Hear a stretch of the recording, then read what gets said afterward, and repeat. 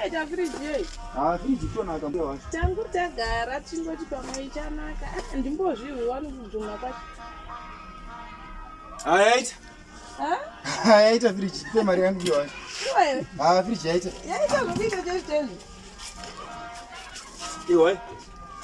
Ndiwe. Papi. Ipapo. Neshewe. Iseshe. Moyo wacho. Kuwa kudiko. Amusi kuyiwa mbuya wacho fridge yaita marayi. Amusi kuyiwa mbuya fridge. Kuwa nesheve. Kuwa nesheve.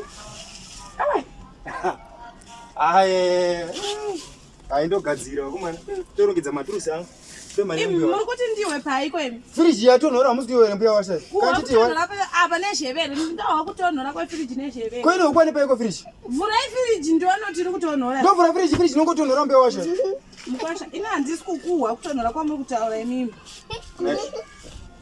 Yewe mfano wangu fridge matonhora ari kuita fridge. Uya uyiwo pamwe ndi. Yewe fridge mfano.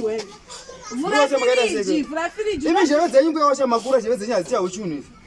Sauda ndiwe nesheve kutonhora kwa fridge leo. Murudo wabhadhira kuti amusiri wabhadhira. Vura fridge. Ndione kutonhora kwa. Amusiri wabhadhira, amusiri wabhadhira kumalawo. Nei